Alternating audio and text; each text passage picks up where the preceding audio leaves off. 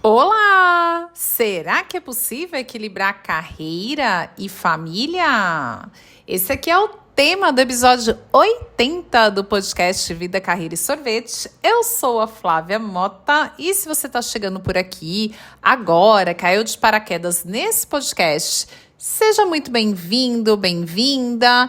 E se você já é meu ouvinte fiel, gratidão por voltar aqui, estar aqui na nossa comunidade do Vida, Carreira e Sorvete. Bora para nossa sorveteria bater aquele papo, porque para quem está chegando agora, nós pensamos que estamos numa sorveteria, como duas amigas, dois amigos, falando sobre carreira. E não tem como falar sobre carreira sem falar na vida. E claro que, olha, hoje o nosso tema casa total com o nome do nosso podcast. Porque sim, resolvi falar sobre equilíbrio entre carreira e família. Até porque esse é o tema que eu mais amo falar na vida, trabalhar com ele, com os meus clientes. E também porque tem aparecido demais essa pergunta dentro da nossa escola Portal Trinity nos nossos atendimentos. Eu amo tanto esse tema que durante um tempo eu tive um blog chamado Viver o Bem-Estar. Exatamente, inclusive eu conquistei muitos seguidores no Instagram na época com esse blog, que eu falava exatamente sobre o equilíbrio entre as áreas da vida, né? Eu falava que a vida é organizada para mim em 4 grandes áreas. A área profissional, que está a nossa carreira, a nossa vida financeira, né? Porque é com a nossa carreira que a gente faz dinheiro. Os nossos relacionamentos, que aí eu tenho relacionamento amoroso, relacionamento familiar e social. O terceiro pilar, o nosso autocuidado, que tá aí o nosso físico, a nossa saúde. E o quarto pilar, que é a espiritualidade. E aqui no pilar espiritualidade, não necessariamente falando de religião, você pode escolher ter uma religião para praticar sua espiritualidade, mas no sentido de acreditar em algo maior, de conexão com essa força maior que eu chamo de Deus, né? Eu acredito em Deus, é assim que eu falo.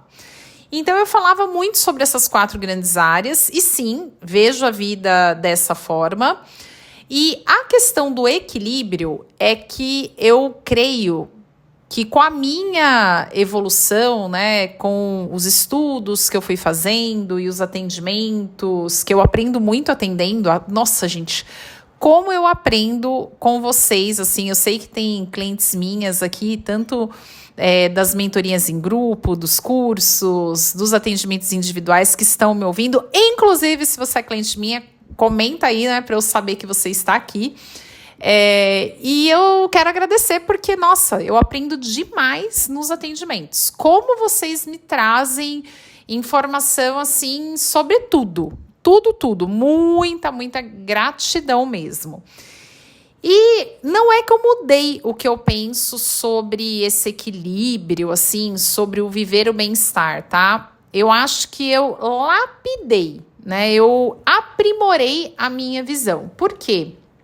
No Viver o Bem-Estar, eu falava o seguinte, que nós tínhamos que buscar o equilíbrio entre as áreas da vida, né? Então, até usava muito a analogia da mesa. Então, pensa numa mesa, que geralmente uma mesa tem 4 pernas, vamos dizer assim, e como se cada perninha da mesa representasse uma área da nossa vida. A área da carreira, a área dos relacionamentos, a área do autocuidado e a área da espiritualidade. E basta uma dessas áreas estar com problema para afetar todas as outras. É igual quando a gente vai no restaurante, o garçom chega com um prato e a gente vai comer e aquela mesa tá bamba. Não é incômodo? A mesa tá balançando assim, aí você logo quer dobrar ali um guardanapo para fazer tipo um calcinho para equilibrar a mesa e ficar mais confortável. Então, eu sempre usei essa analogia da mesa porque eu vi o tampo da mesa na nossa vida e para a gente se sentir bem, nós precisávamos estar em equilíbrio com essas áreas. O que eu lapidei nessa minha visão com a experiência?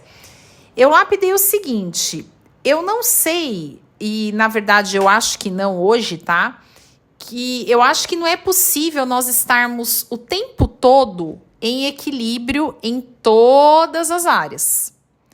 Só que, ao mesmo tempo, eu também não vejo possível... Aliás, tem pessoas que fazem isso, mas eu vejo que isso é um veneno, você tirar os olhos 100% de alguma área dessas. Então, vamos lá, ó. Tirar os olhos. Eu falar agora assim, ó.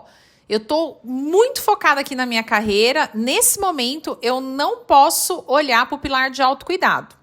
Então, tô focada na carreira, então, ó, não dá tempo de fazer exame de rotina, não tenho tempo para me alimentar direito, não vou fazer atividade física, isso aí não é para agora. Agora eu preciso trabalhar. Não tenho tempo para olhar para minha saúde física, para o meu autocuidado.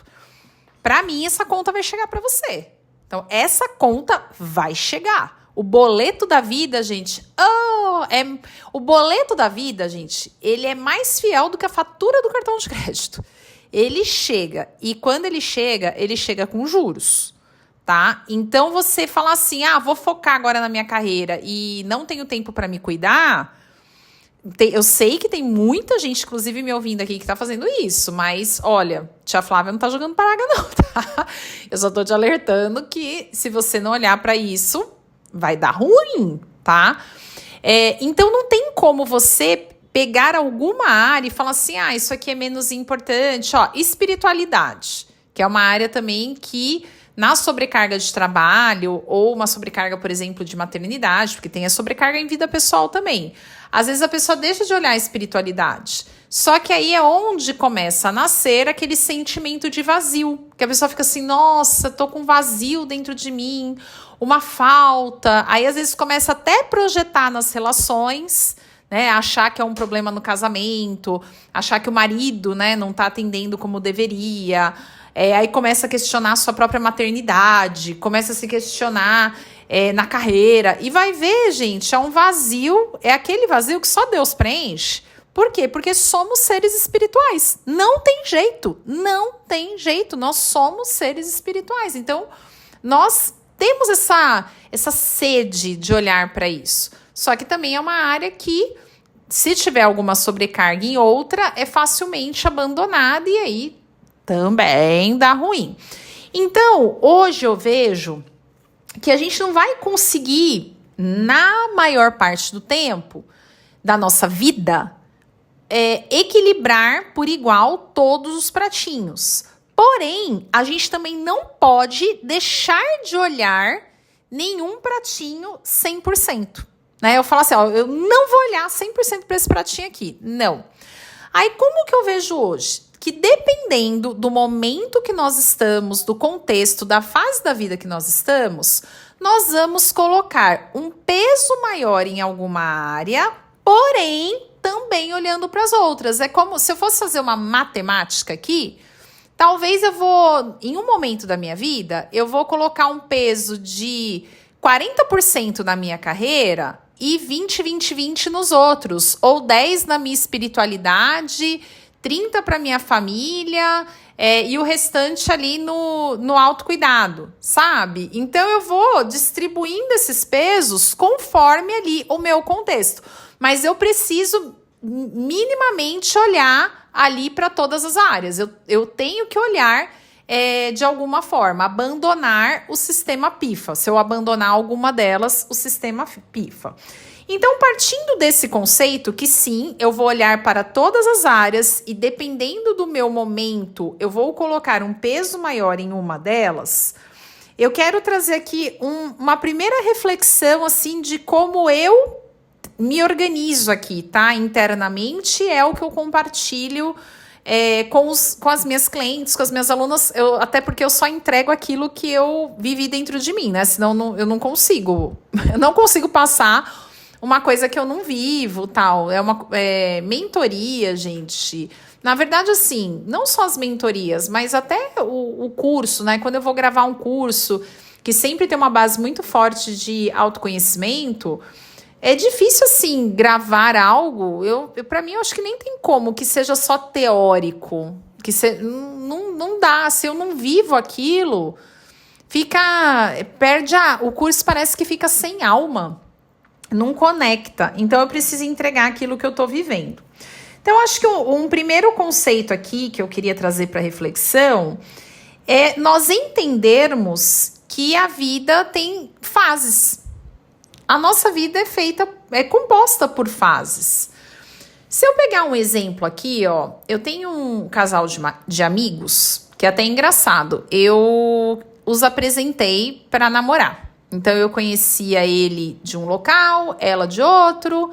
Eles tinham, né, separado lá do relacionamento anterior deles. E eu falei, nossa, a fulana e o ciclano acho que dão match. E apresentei ali eles um para o outro. Eles estão juntos aí há uns 7 meses, tal. Estão aí no primeiro ano de relacionamento. E, por exemplo, quando eu olho para os dois, eles estão nesse momento colocando um pezinho maior para essa área da vida deles, que é o relacionamento amoroso. E é natural quando a gente olha para o contexto deles. Ambos estão ali na faixa dos 50 anos. Profissionalmente, eles já estão bem consolidados. Ela é executiva de uma grande empresa, uma grande rede aí de hotéis. Ele é professor da Universidade Federal, tal, também. Aí tem a frente de trabalho dele. Então, na carreira, eles já estão ali consolidados. Eles chegaram naquela fase de manutenção na carreira, né? E com os filhos, ambos têm filhos. Ele tem 3, ela tem 2. Ali na adolescência, outros já próximo ali até, né, da fase de 18 anos. Então, eles, com os filhos, também as coisas já estão, né, mais encaminhadas. Claro que, como diz minha mãe, né, filho é uma preocupação. Minha mãe fala, filho é preocupação para sempre. Não tem jeito, né? Filho é preocupação para sempre. Mas a demanda, né, dos meninos ali é menor do que a demanda de um neném, por exemplo, né? De um recém-nascido, óbvio, né? É diferente aí. Então, eles estão numa outra fase, né? Eles estão numa fase em que eles estão se conhecendo como homem e mulher ali, um relacionamento amoroso. Pô, vamos ver se a gente combina. É aquela fase de fazer primeira viagem juntos, de o que você gosta, o que eu gosto, vamos sair, vamos colocar as famílias para se conhecer, os filhos para se conhecer. É um relacionamento que é diferente, né? Que é um relacionamento começando do 0 nos 50 anos. Também isso é novo. É diferente de quando eles se relacionavam quando tinha 20. Então, nesse momento, quando você conversa com eles estão ali pensando no passeio que eles vão fazer, na viagem, do feriado. Eles estão muito nesse papo, né? Nessa vibe, porque é a fase deles, é o contexto deles. Então, o assunto deles vai ser muito sobre isso. Tá? Agora, é diferente, por exemplo, de uma pessoa, uma mulher, que já tá lá com o casamento dela de alguns anos e que acabou de ter um filho, por exemplo. Ela tá numa outra fase, é o primeiro filho.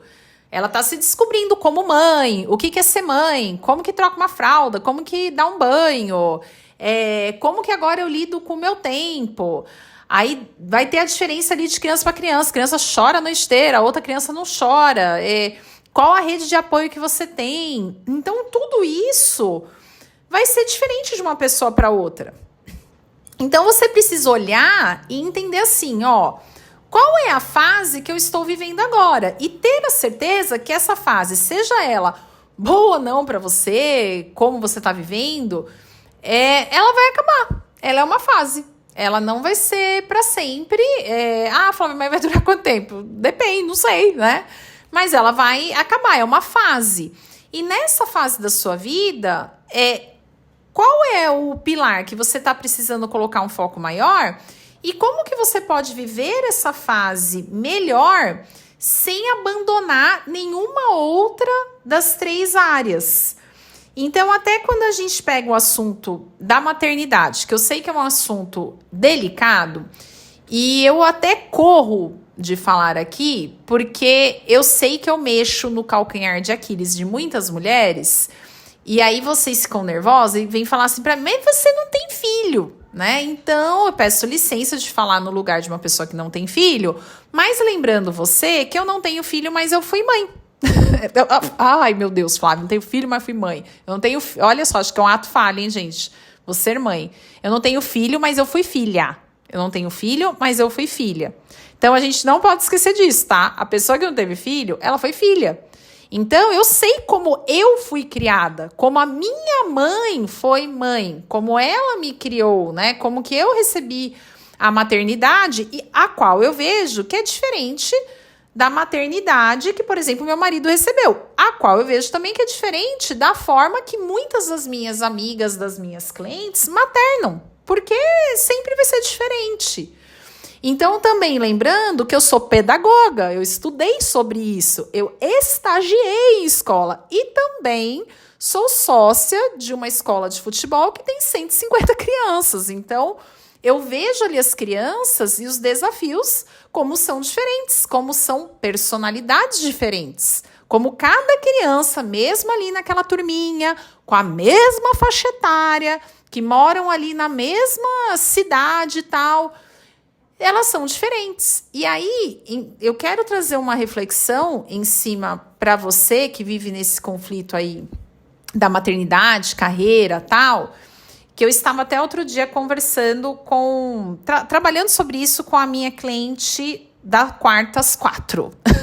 Cliente da Quarta às 4, é você. Eu trouxe para ela que eu vejo 2 pontos, assim, tá? Primeiro, que existe o que é a personalidade da criança. Cada criança tem uma personalidade. Tem vários estudos mostrando isso. Então, você vai ter a criança que é mais boazinha, a criança que é mais desafiadora. E aí, eu não sei, né, se você foi abençoada com a boazinha, né, ou se você foi desafiada com aquela, né, que digamos que nasceu virada no giraia, né? Então, não sei, mas é claro que a personalidade da criança vai afetar aí o quanto você vai precisar colocar mais a lupa nesse pilar, nesse momento. E aí também tem que aceitar, né? Se a sua criança é a mais espivetada, vai ter que olhar e falar assim, eu aceito essa bênção, porque, né? E você vai trabalhar, você vai ter o apoio ali dos professores, do pedagogo ali da escola do seu filho. Se necessário, você vai procurar uma psicóloga, né, que trabalha aí com crianças para te ajudar, e vai lidar ali com a situação. Mas existe a personalidade de cada criança. Por exemplo, eu tenho uma amiga que nós almoçamos, né? Eu já comentei aqui no podcast, eu tenho o hábito, eu e meu marido, a gente almoça no espaço de vida saudável. Que aí acaba que todo mundo lá vira amigo, né? Então, todo dia a gente tem aquele encontrinho do almoço. E lá nós temos uma amiga que quando nós conhecemos, ela... acho que ela nem era casada, e ela, né, casou... e teve a bebê dela, a bebezinha dela, acho que vai fazer 1 ano agora. E a menina dela, gente, é muito boazinha. Ela leva a menina de 1 aninho, menos de 1 ano, né? Acho que tem uns 8, 10 meses e tal. Ela leva a menina lá no espaço e todo mundo fica com a menina, todo mundo quer pegar a menina, todo mundo quer ficar com a menina no colo. A menina é linda, uma graça, uma fofa, boazinha de tudo, boazinha. E ela, nesse momento, ela vai lá, fica tomando shake, conversa, a gente fica batendo papo, tal. Nossa, parece que parece que é a mesma coisa de quando ela não tinha o filho. Sem brincadeira, é uma coisa surreal, assim. É muito interessante. E eu já tenho amigas que tiveram filho e não conseguiram por um tempo ir mais lá no espaço. Porque a criança virava o espaço de ponta cabeça. Não tinha como a criança frequentar lá o espaço. Então, existe o que é ali a personalidade da criança. E um outro ponto que conta muito é que eu vejo que existe o estilo de mãe que você deseja ser. Porque essa sofrência que tem também, né, muito... E falando num lugar de muito amor e respeito, tá? Mas do processo de maternidade, ser mulher, casamento, trabalho, tudo isso, sofre uma influência muito grande da mãe que você gostaria de ser ou idealiza ser, tal. Porque, por exemplo, aquela mãe que coloca na cabeça que ela tem que brincar com o filho, que ela tem que ficar com o filho assistindo desenho, que ela tem que dar o banho no filho, que ela tem que fazer isso, que ela tem que fazer tal coisa, que ela tem que não sei o quê, que ela coloca algumas regras ali do que ela acha que é o ser mãe perfeita, vai ser diferente, por exemplo, daquela mãe que ela idealiza assim, olha, eu tenho a minha carreira, vou ter um filho, amo meu filho, né? Aí meu filho nasceu, eu vou trabalhar, meu filho vai ficar lá na escolinha o tempo que eu estou na empresa e vou buscá-lo, quando eu pegá-lo ele já vai estar dormindo, chegar em casa, praticamente eu vou colocar ele no berço, vou ficar mais tempo com ele acordado no final de semana. E aí não é um julgamento que, essa é a mãe certa ou errada. Eu acho que não tem isso, tá? O que existe é você estar bem com você.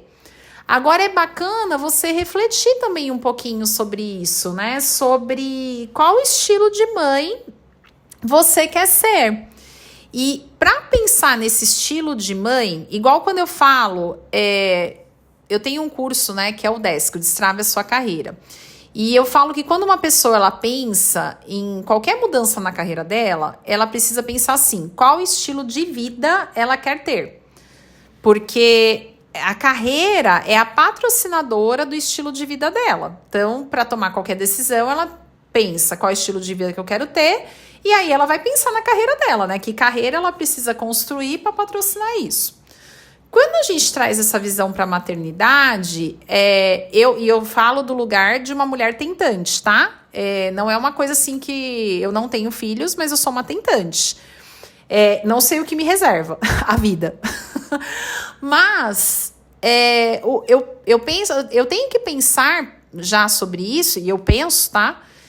No meu contexto profissional, aí considerando também o contexto profissional do meu marido, né? Eu vou trabalhando qual estilo de mãe que eu quero ser dentro do meu contexto e, claro, faltando um elemento extremamente importante que é o filho, porque eu não sei a personalidade dele, porque aí sim, quando a criança nasce, vai crescendo, né?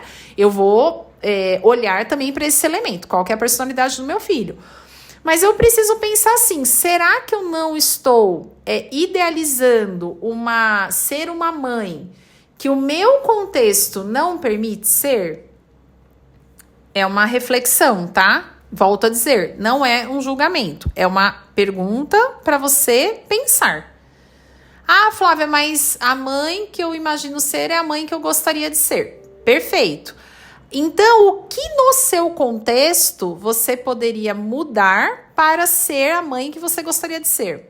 Porque assim, se o seu contexto, pensa comigo, se o seu contexto não permite você ser a mãe que você gostaria de ser, uma das duas coisas você vai precisar adaptar. Aí é a tal da flexibilidade psicológica que a minha terapeuta fala muito comigo.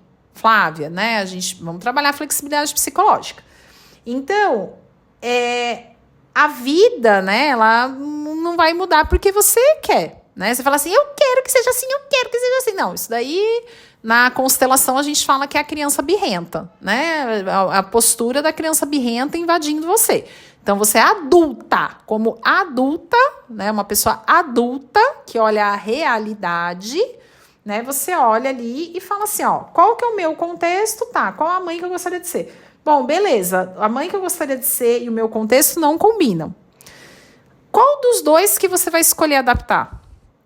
Um dos dois você vai ter que olhar assim, ou eu olho para o meu contexto e provoco nele as mudanças necessárias, ou eu olho para a mãe que eu idealizei, que eu gostaria de ser tal, e faço as adaptações necessárias o mais próximo possível do que eu gostaria realmente, mas que respeite ali o contexto que eu tô.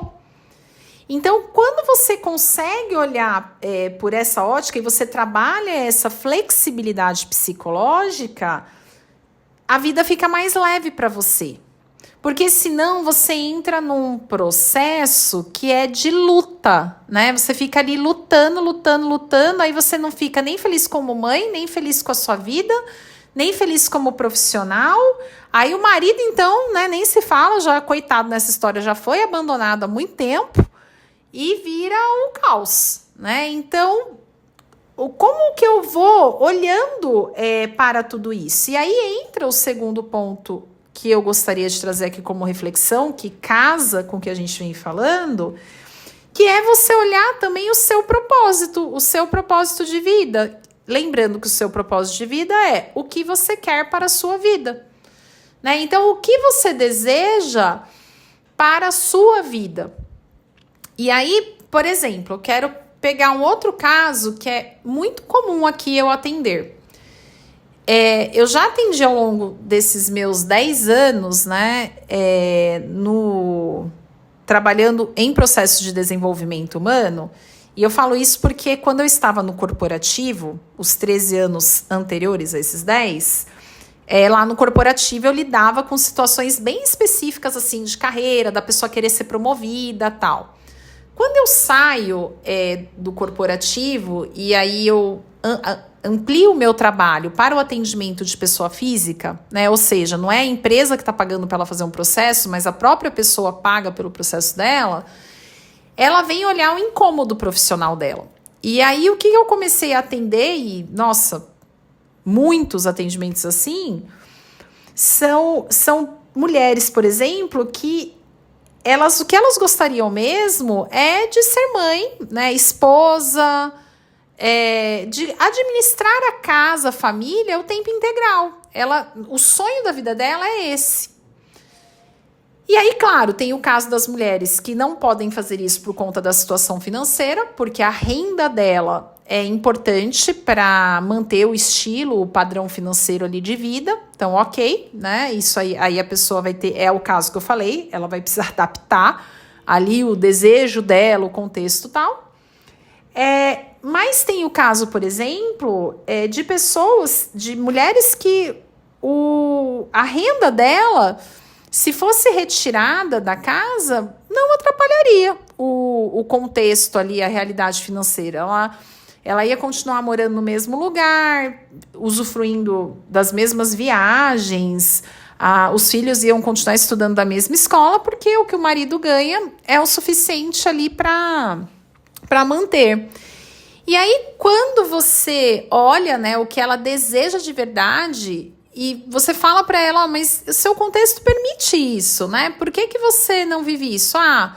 E aí você vai vendo que tem várias questões. Tem a questão de não conseguir lidar com a cobrança social, porque hoje nós vivemos numa sociedade que sim, a sociedade ela cobra que a mulher trabalhe. Essa é uma verdade, né? A sociedade cobra que a mulher trabalhe. Se a mulher não trabalha, ela tem aquelas perguntas, né? Mas você não faz nada, você trabalha com o quê? E, gente, é uma questão de bancar, né?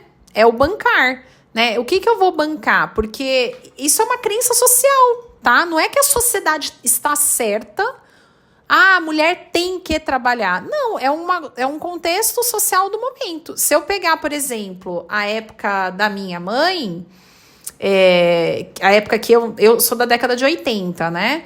Década de 80, já o mais natural era a mulher ser administradora do lar. Ela não trabalhar. Minha mãe, por exemplo, nunca teve nem carteira de trabalho. E isso era muito natural na época da minha mãe. Muito natural. E, ok. Agora, o mundo foi mudando, né? As coisas foram acontecendo de uma forma diferente. E hoje isso não é tão natural na sociedade. E aí, algumas mulheres não conseguem, mesmo desejando isso, não conseguem bancar isso. Ou tem uma preocupação de se tornar dependente e tal. E aí, volto a dizer, não estou falando que esse é o certo, esse é o errado. Ai, mas é errado ser dependente do marido, é errado não sei o quê. Gente, esse contexto do certo e errado, essa dualidade, tá? Não existe uma regra assim para todo mundo, sabe? Nós precisamos tomar cuidado para não sermos deterministas. E eu confesso que eu tô falando isso com vocês e falando para mim mesma, tá? Porque eu mesma sou. Em algumas coisas, para mim, eu sou muito determinista. E o que nós temos que olhar é o nosso propósito, o que nós queremos para nossa vida. Se para sua vida o que faz sentido é X, é você olhar e falar assim, ó, o que eu tô fazendo para viver esse X, mesmo que seja contrassocial. E eu sei que é muito difícil, porque é muito difícil tomar atitudes que são contrassociais. Por exemplo, há 10 anos atrás, quando eu tomo a decisão de pedir demissão de uma das maiores empresas do mundo, ganhando muito bem, foi uma decisão contrassocial. E até hoje, as pessoas, quando eu conheço pessoas, né, que aí eu vou conversando tal com as pessoas, e eu falo onde eu trabalhei e tal, as pessoas olham para mim e ficam meio assustadas, assim, nossa, mas ela trabalhou nesses lugares tal, porque para muita gente é contrassocial eu ter saído desse mundo para ter a minha empresa, que a maioria nem entende que eu tenho empresa. Por exemplo, tem muitas pessoas do nosso contexto de vida presencial que com certeza acha que eu sou esposa só, né? Vivo do meu marido, né? Porque o meu marido tem uma profissão que é mais fácil das pessoas entenderem o que é. Ele tem uma escola de futebol. Então, principalmente no nosso mundo presencial, a escola é conhecida, né? As pessoas conhecem, então é fácil mostrar no Instagram o que é. Todo mundo sabe o que é um educador físico, né? Então, todo mundo sabe o que é um professor de educação física, todo mundo sabe o que é uma escola de futebol. Então, é fácil explicar. E aí, tem muita gente que acha, né? Que eu percebo que acha que eu vivo aí da renda somente do Fernando. Né? Por quê? Porque é muito mais difícil explicar o meu trabalho. É muito mais difícil explicar para uma pessoa que nunca passou por um processo de autoconhecimento, nunca assistiu uma aula online na vida, né? Nunca fez nada disso e, pasmem, né? Mas, infelizmente, a maior parte da população brasileira, você que está aqui ouvindo um podcast como esse, você faz parte da minoria, tá? Nós fazemos parte, infelizmente, da minoria. E aí é muito difícil explicar para esse público que eu trabalho com mentoria de carreira, que eu tenho uma escola de desenvolvimento profissional com base em visão holística e autoconhecimento. Aí a pessoa olha para mim e fala, meu Deus, o que é isso? O que é esse negócio? Aí sem contar a galera que acha, né? É charlatão, não sei... Ainda tem tudo aquilo, né? Por conta de várias questões que aparecem aí nas redes sociais, você entra no bolo e vira uma piada junto, né? Com, infelizmente, algumas coisas aí erradas que são mostradas. Que nós, seres humanos, fazemos isso, né? A gente coloca todo mundo dentro do mesmo saco e é todo mundo igual, né? Igual a época do coaching. Aquela época do boom do coaching, 2017, 2018, virou piada, né? E a metodologia do coaching é maravilhosa. A metodologia é fantástica, né? Aplicada dentro de um contexto adequado, por um profissional sério, né? Qualificado, é uma metodologia fantástica. Agora, infelizmente, como em qualquer profissão, há pessoas que agem errado e tal. E aí, eu tô trazendo isso para você entender o que você quer bancar. Por exemplo, eu tive que bancar ali uma decisão contrassocial.